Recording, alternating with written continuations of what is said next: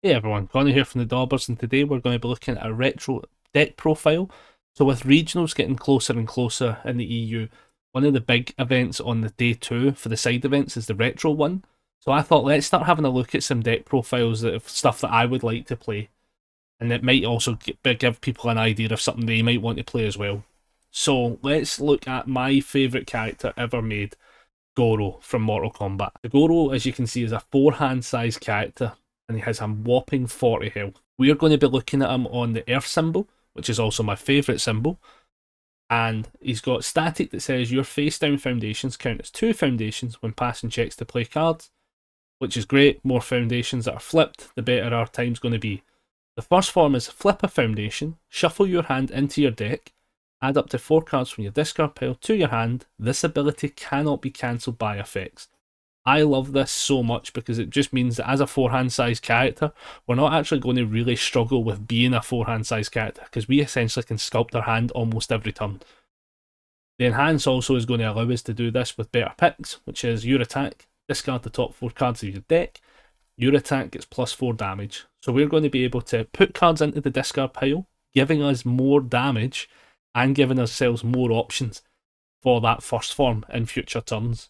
So Goro's just an all-round heavy hitter. I mean, at the last 3 retro events, I've finished first and then second at the other 2. So, like, he's definitely got the legs to work. So we're going to have a look at the actions now. So the first and the main one that I'm running 4 copies of is the Dark Tournament Looms. This card is just perfect for the game plan. With Goro being a forehand size character, we don't want to waste that first form and have to constantly be picking up attacks and then not doing anything else. So this card says once an attack hits and it goes to momentum, we are now going to be able to now pick it back up with Dark Tournament Looms, and then Dark Tournament Looms draws a card which replaces itself. So it's actually the perfect card for this whole game plan. The next card is also one of my favourites, which is Seizing the Advantage. It's a My Hero card as well. And it's got form, your next attack gets plus 2 speed. And the response from card pool is after you play an attack, you flip a rival foundation and you build this card face down. This card just works absolutely amazing with Goro. We're getting a 2 foundations essentially build scenario. We're getting 2 speed and we get to flip one of the rivals' best cards in their staging area. Like, what's not to love? Card's so good.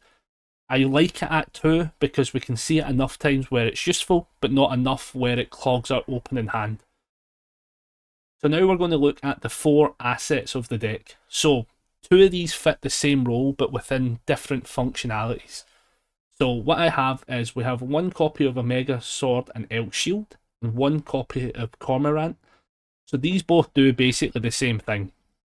They both may block with this card from the staging area as if it was in your hand, which means we can play it out and we now have blocks floating about without wasting cards in hand. One of them, being Cormorant, has a breaker 2, which is perfect, and then Omega and Shield does not have a breaker, but it does have a static bit of text that says after you block an attack with this card, that attack deals 1 damage. So that one's more used for if we're getting hit with throws. Now we can just reset it to a flat 1 damage. Perfect. Cormorant is just, hey, it's not a throw, let's hit them with a breaker 2. So they work on the same functionality, but they allow us to have a better setup. Mega Shield and Elk Sword also does have an E. It does have an enhance, which is a twice per turn. Flip a foundation and both players commit 1 face-up foundation. There is a couple of times where I have legitimately used that during the opponent's attack run to actually commit them out a little bit, knowing that we have so many face-downs as well. The next 2 we're going to look at, the first one is just, I've always liked this card and I've put it in the deck a few times and it just seems to work for me perfectly. And that is Flail and Shield. So this one is a form commit. Your opponent adds the top card of their deck to their momentum. Choose one of their momentum and add it to the card pool face up. With so many of these decks floating around with things like Armor of the Wolf and all these ones that go face up, the beauty of this one is we're not necessarily fully stealing a momentum off of them, but we're getting rid of the ones we know are the problems, which I think is a perfect, very defensive piece that I don't think we see enough of. I actually think people running these symbols probably should have this at least floating in different decks as well. And then the last one we have is, so then we have Judgment Day as the last asset. So this card also just fits a bunch of reuse abilities, and the best thing with Goro is we want to be able to reuse as much stuff as possible. and get as much benefit out of it as possible. So this card's one of those great ones for this. The response card pool, after you play it as a form, so just as we're playing it in, if your printed hand size is less than your opponent's, so unless we're hitting a mirror match or like a Hazul or whatever his name is game, we're going to be able to get adding a card from a momentum to our hand. So this is going to allow us to form this out, get a momentum back. Once it's in our staging area, we have the enhance to allow us to add it to our hand, flip a rival foundation, and then gain a health, which is even more amazing. So again, we've got a lot of these kind of things that just turn off the key pieces in the opponent's staging area. We're also gaining a wee cheeky health, which will start to add up, and then we can play this as a breaker block scenario. We know it's going to get into our discard pile where we can then just pick it back up again and then continue to do the response card pool when we play it back in the following turn. So all of these have a nice wee bit of functionality to them, and I love them all so much. But again, they're all unique, so I typically think with us, we just need to worry about there being one in the deck.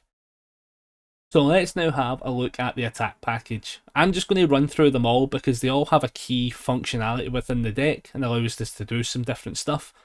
And we're just going to start off with a 3-diff, which is a Brutality. This is one of my absolute favourite cards from Mortal Kombat, but I really only play it in Goro. So it's a 3 mid 3, but it has this. The damage of this attack can't be reduced by your opponent's effects, so we can start to do the extra damage on it and they can't do anything about it. But the response is really where we're at. The response says after you play this card, if your opponent is at 3 or less vitality, this attack is unblockable and gains flash. I just love the idea of we are throwing out big crazy attacks, and the fact is we just need to get them to 3 health, and the chances are we can find this card and pick it up really easily because we're Goro, and it just gives us this immediate lockout of game. It's such a perfect card.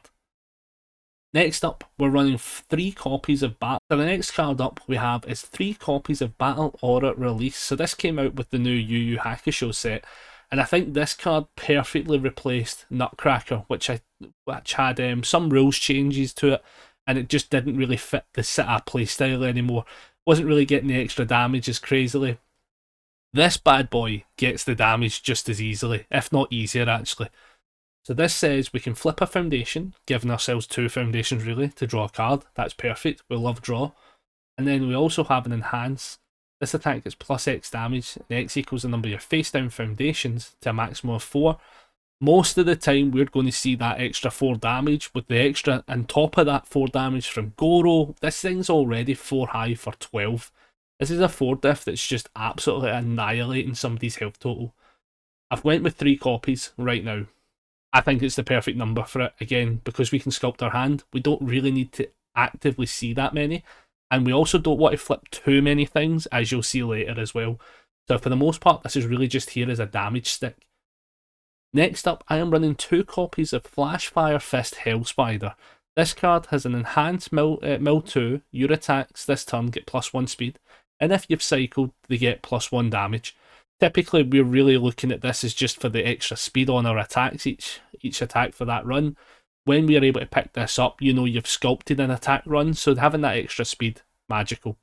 It's also 3 high for 6. In Goro, it's really 3 high for 10.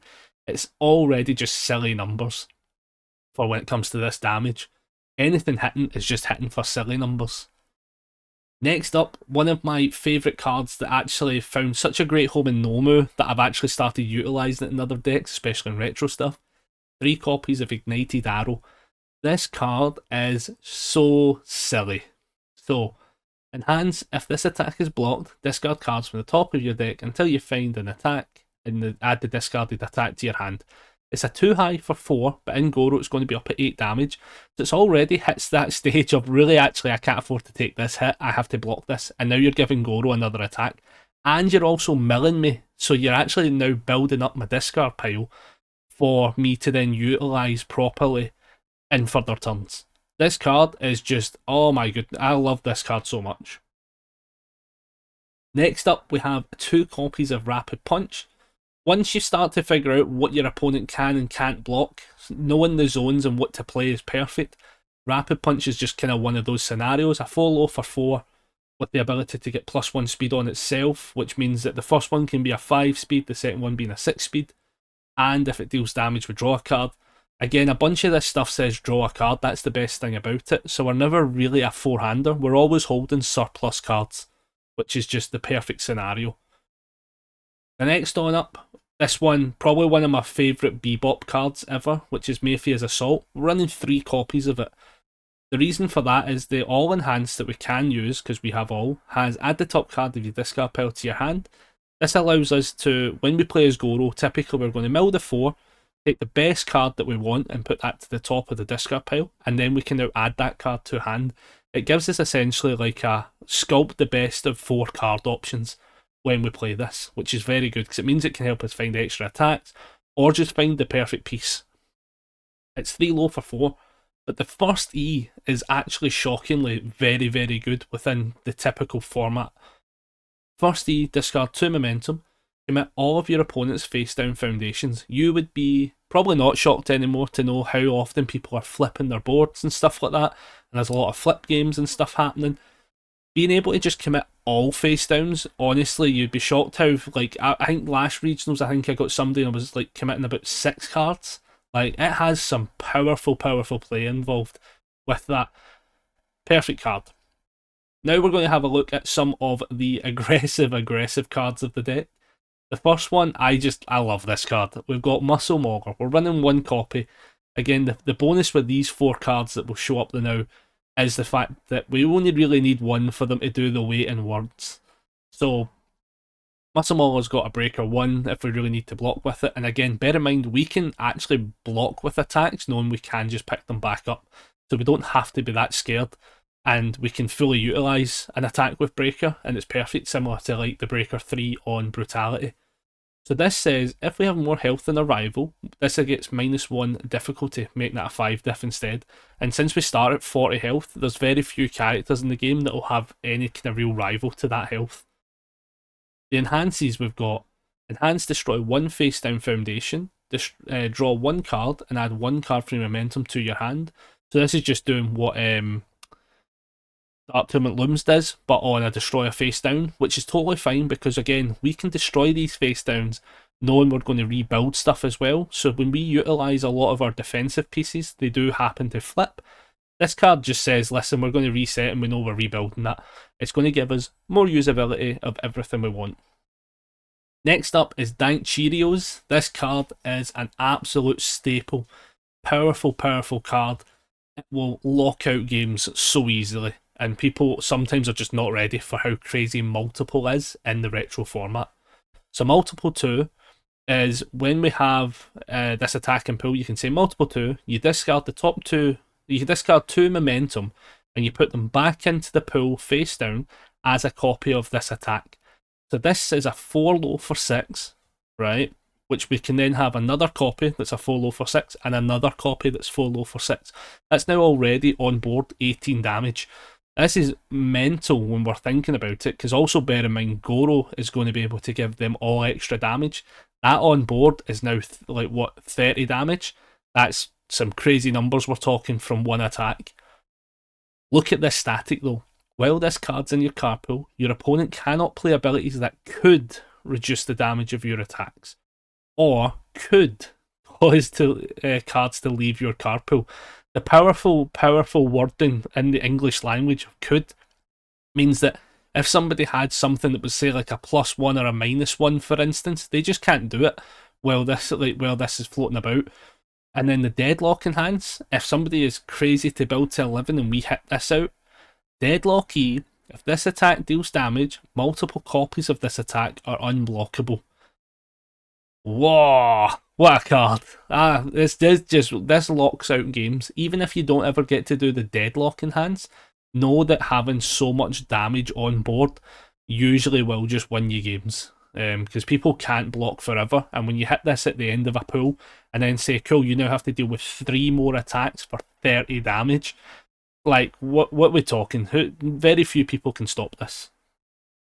The 2 cards that are in this as well, I love them both for different reasons. You could potentially argue that you just go one, you can go what I've done, the 1 and 1, or maybe you double up on one that you prefer. But Kikisho and Calorie Counter, they both have, if the last attack was blocked, This attack gets -3 diff, and Kikisho gets +3 speed, whereas Calorie Counter only gets +2. And they both have an enhanced. The enhance on Kikisho is basically non-effective. We don't really have kicks in this deck, so we're looking at that just for the extra speed. But Calorie Counter has, if it is blocked, we gain 2 health and we flip 1 rival foundation. So the idea with these 2 cards is we don't necessarily need to pick them up immediately, but we might actually find them from Ignited Arrows and then get to play them basically for free, which is just silly. They're also both, when they come out on that format, they're going to be like respectively 6 mid for 10 or 5 mid for 10. Everything just hits for just silly numbers.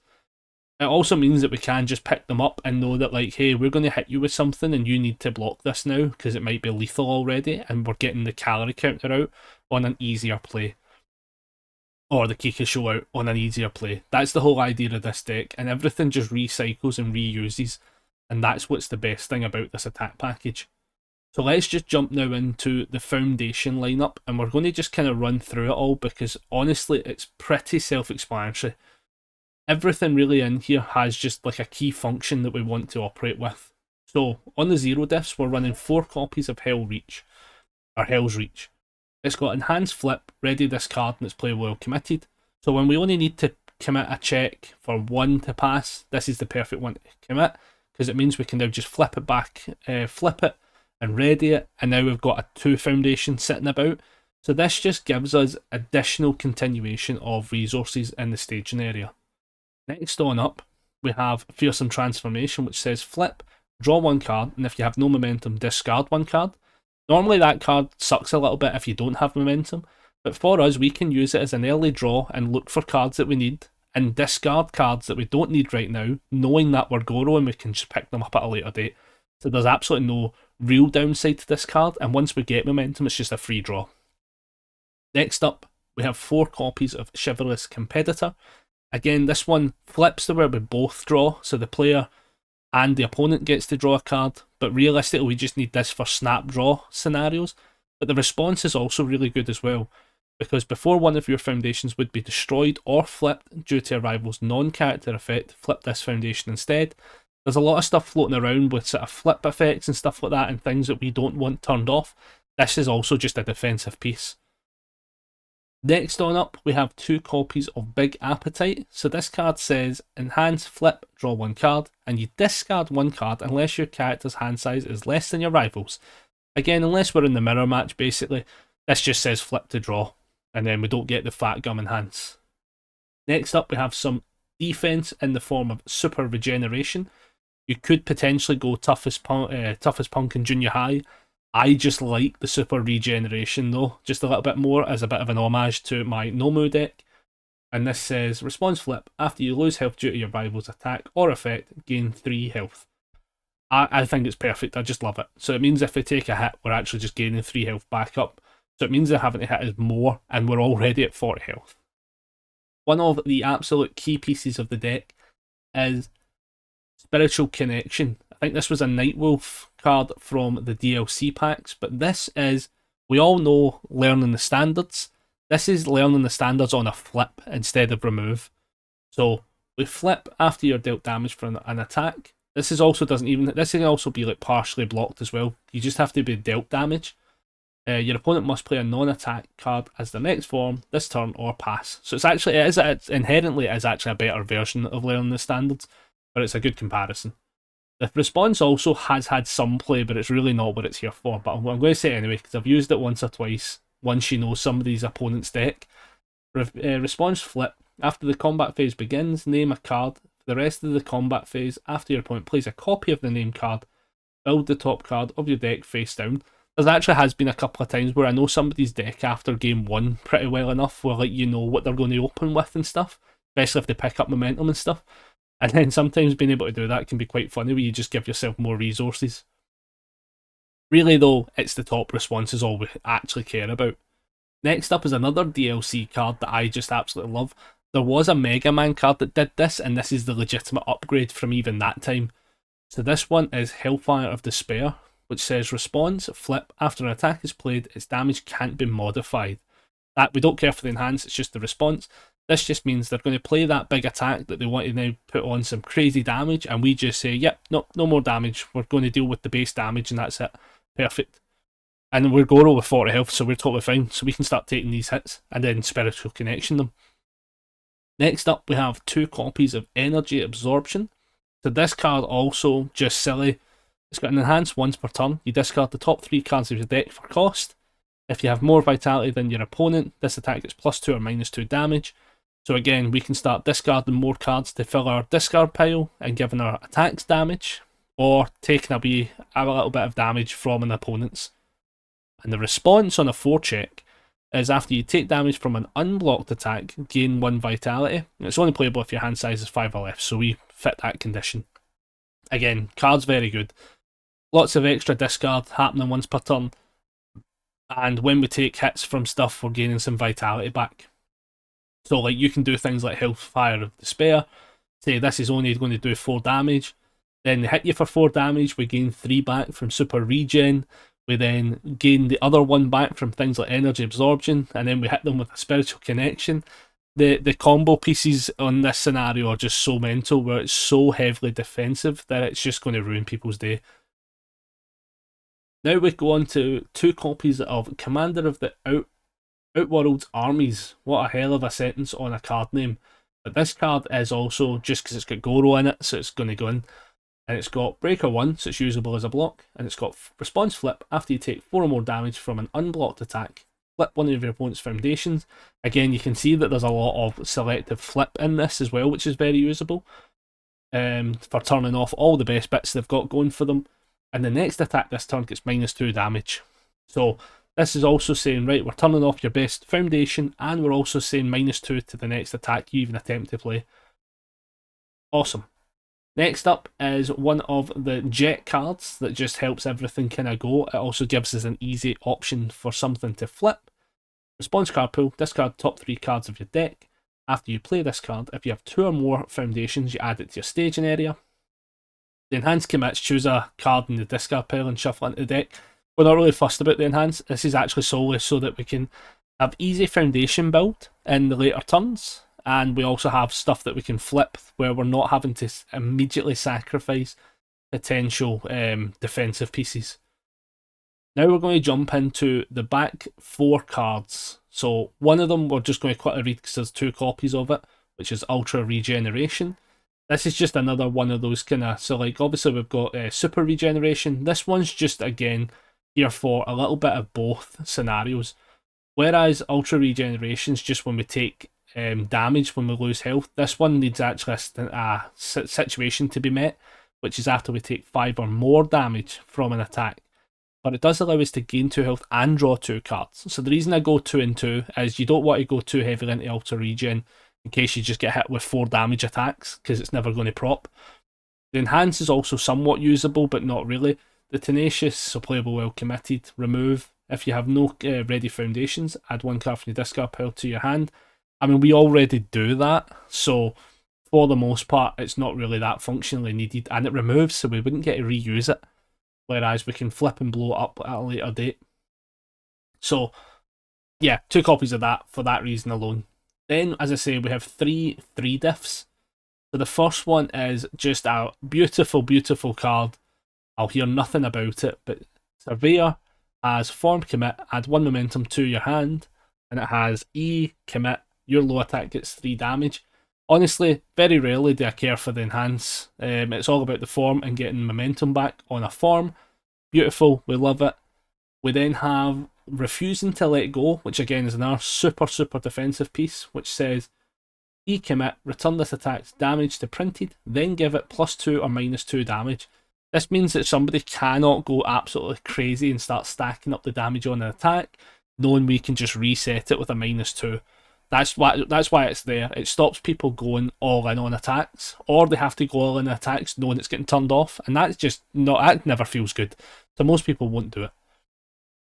And the last card, in Retro, one of the biggest things that we have as a format is reversal as a thing. People will legitimately use reversal all the time. Look at Adam's decks, typically they're almost all reversals. as such. So what we have in place is Invincible Iron Body. This card just says, I know you're playing reversals, and I'm going to win this turn.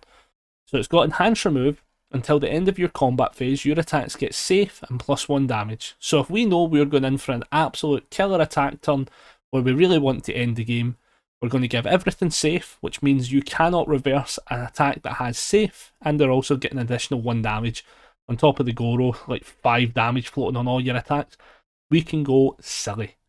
The response flip after your opponent plays a stun ability to cancel its effect has also had moments where it's been usable in times, but realistically this card exists solely to be able to be removed and mean we have a truly safe attack run.